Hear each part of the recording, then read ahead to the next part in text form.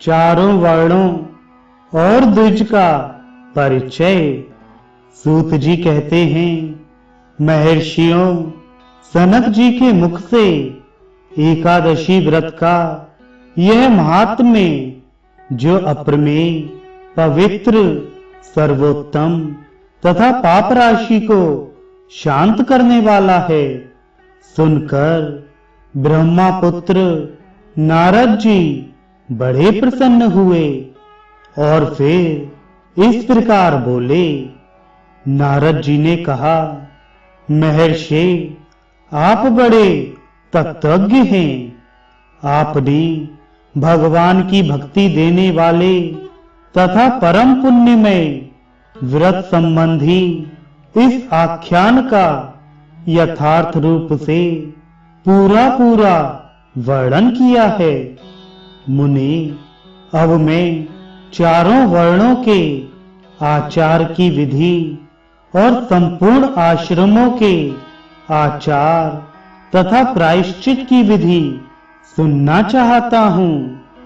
महाभाग मुझ पर बड़ी भारी कृपा करके यह सब मुझे यथार्थ रूप से बताइए। श्री सनक जी बोले, मुनि श्रेष्ठ सुनिए। भक्तों का प्रिय करने वाले अविनाशी श्री हरि वर्णाश्रम धर्म का पालन करने वाले पुरुषों द्वारा जिस प्रकार पूजित होते हैं वह सब बतलाता हूँ। मनु आदि स्मृतिकारों ने वर्ण और आश्रम संबंधी धर्म का जैसा वर्णन किया है वह सब आपको विधि पूर्वक बतलाता हूँ, क्योंकि आप भगवान के भक्त हैं।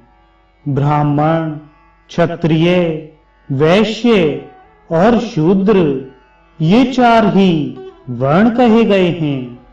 इन सब में ब्राह्मण श्रेष्ठ है। ब्राह्मण, क्षत्रिय और वैश्य ये तीन द्विज कहे गए हैं। पहला जन्म माता से और दूसरा उपनयन संस्कार से होता है। इन्हीं दो कारणों से तीनों वर्णों के लोग द्विजत्व प्राप्त करते हैं। इन वर्णों के लोगों को अपने अपने वर्ण के अनुरूप सब धर्मों का पालन करना चाहिए। अपने वर्ण धर्म का त्याग करने से विद्वान पुरुष उसे पाखंडी कहते हैं। अपनी शाखा के गृह सूत्र में बताए हुए कर्म का अनुष्ठान करने वाला द्विज कृतकृत्य होता है, अन्यथा वह सब धर्मों से बहिष्कृत एवं पतित हो जाता है। इन वर्णों को यथोचित युग धर्म का धारण करना चाहिए तथा स्मृति धर्म के विरुद्ध ना होने पर देशाचार भी अवश्य ग्रहण करना चाहिए। मन, वाणी और क्रिया द्वारा यत्न पूर्वक धर्म का पालन करना चाहिए।